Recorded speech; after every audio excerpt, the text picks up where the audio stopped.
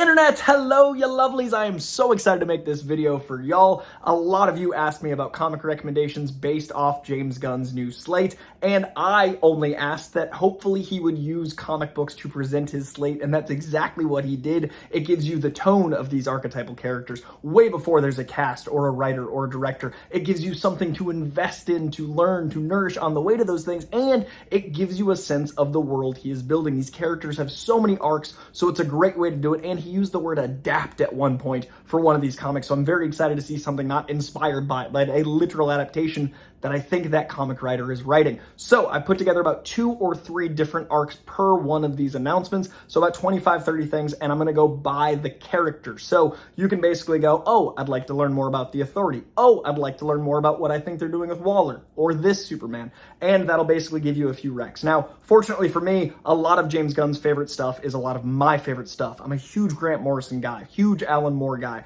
big fan of Tom King, is one of my favorites working. So all of this kind of lines up with my favorites already, but I made sure to grab the year it was released as well as the cover of either that issue or the graphic novel, so you've got a sense of what you're looking for. You'll have all the tools there and the writer and artist, so you've got an idea of what to look for on the cover. So with those 3 things, the year, writer, artist, and the cover, hopefully that is a very easy, accessible thing for you to get into. If you've never read a comic in your life, I want this to be so accessible. That being said, try a local comic store first. If you've got one in your neighborhood, please support local comic book stores. If you don't, a lot of them ship. My 2 stores, House of Secrets in Burbank and Golden Apple on Melrose here in LA, both ship. And if you use my name, maybe they'll even give you a discount. But please support local comic shops first, and then if you have to, go to Amazon, and if you can't afford it, use the library. A lot of libraries have comic, and then you can just send the writer and artist a thank you. Just tell them you like their work. Please, please, please support comics. All right, without further ado, let's get into it. Please do like, subscribe, comment, all those YouTube things. Let's start first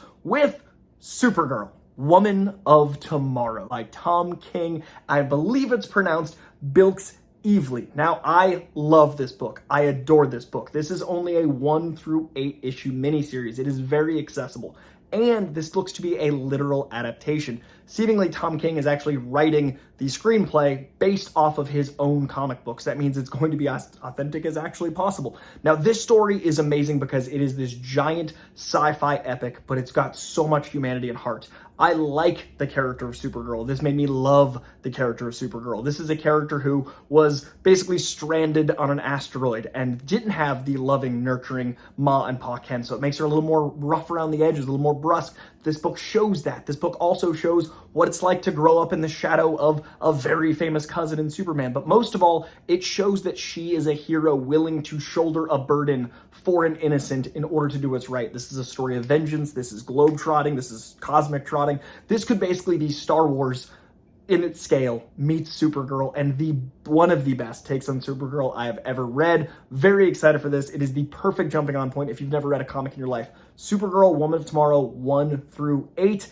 The best way to bring her into this universe. So excited. Next up, we've got Supergirl Being Super. This is also a very short miniseries. This is only 1 through 4. Again, very accessible. This is from Mariko Tamaki as well as Joelle Jones. Joelle Jones made that right there. One of my favorites. Big fan of Joelle Jones. And this is a very sweet coming-of-age tale. This gives you a nice take on her that is a little out of continuity, so it's able to be fresh. It's got like more of a Riverdale flavor, but it's about someone that feels like they don't fit in while they're trying to be someone that helps. It is about being a hero that feels like an outsider, and I think we can all identify with feeling like an outsider, especially as we're growing up. And this is a really, really accessible read, and the art is absolutely stunning, and I love Mariko Tamaki's work. I think she is so quippy and well-spoken in a way that feels authentic and real. Very great book. Highly recommend it.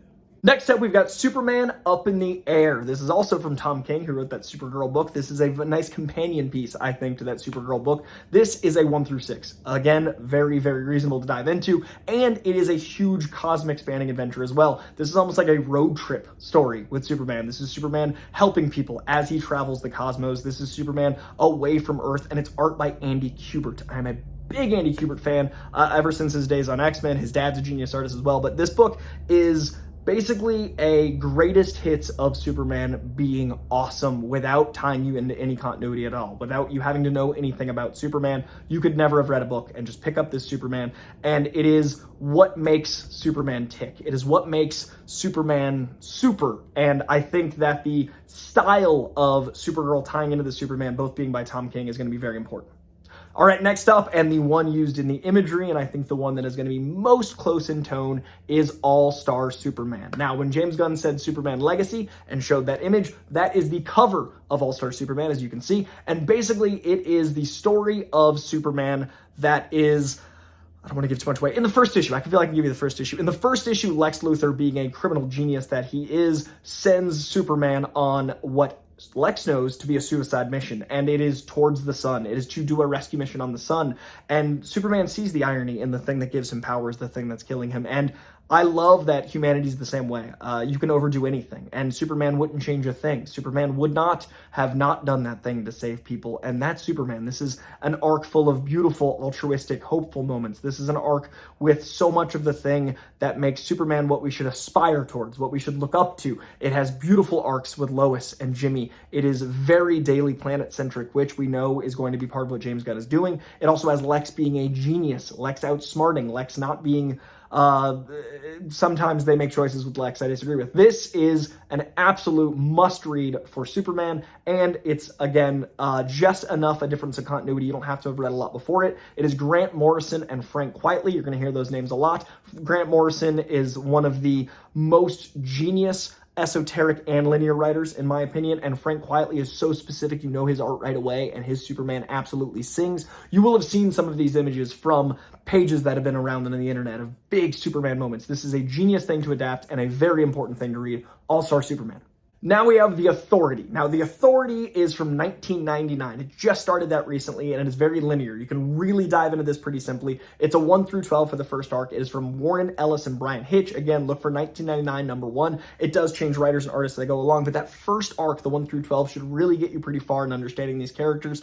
This is from Wildstorm. This is a world that merged with DC. It was an imprint, more to say, over here, and I love that imprint was kind of a commentary on the bigger company of DC. So you've got Midnighter and Apollo, who are a commentary on Batman and Superman. And I think it's going to be really interesting to see characters that are parallels to, commentaries on, interacting in the same world. And I think that it's a really important thing to have this anti-justice Justice League in a world that also has the Suicide Squad, that also has the Justice League to come. There will be a Justice League, worry not. And I think it's going to be a really interesting commentary on what the world is, on why we need heroes, and what makes a hero or a villain. You've also got Superman and The Authority, which is much more recent. This is from Grant Morrison and Michael Janin. I think that's how you pronounce his name. Michael Janin is a staggering artist, such beautiful work. And this was recently, this was 2021. This is a 1 through 4. This is a small, contained miniseries, and it's Superman being Superman and thinking that anyone can be a hero, diving in and trying to make Manchester Black a hero as he's trying to recruit a team. But there's another team forming to take out Superman. It is a 1 through 4. Again,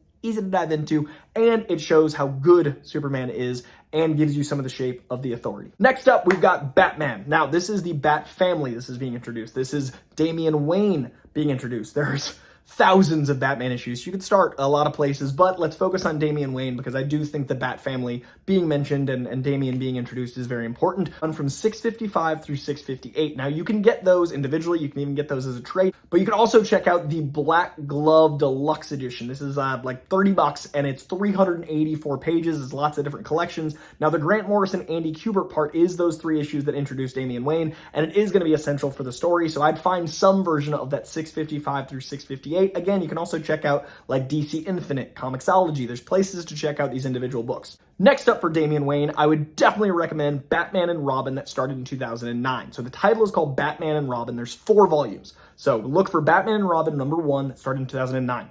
Now this is also Grant Morrison, but now the art is by Frank Quitely, the guy with All-Star Superman. Very specific art, very stylized. This is the art they used in the presentation. However, in this story, it's about Batman having seemingly died, and it's called The Battle for the Cowl. Now this is Dick Grayson, Nightwing, and the original Robin in the Batsuit. That's him under that cowl, and Damian Wayne both lobbying to be the next Batman. Very interesting story, very captivating way to really show Damian Wayne in a new light, and it gives you some Dick Grayson. It's a really different title, which I really enjoy, and there's 4 volumes of it, but it's only like 24 issues total. You can buy each individual volume, and again, it's going to be the artist changing while Grant Morrison keeps writing, and these are very, very fun reads, and it gives you some Damian Wayne. And I think a big reason to have Damian Wayne as our new Robin is not only does it show us a different side of Batman in the paternal nature, reflecting his lack of having a family for a lot of growing up, but also his darkness, Damian's darkness, makes Bruce lighter. And if you've got a lighter Bruce, that's going to fit into the greater Justice League much, much, much better. And that is a much more interesting way to tell that story. I think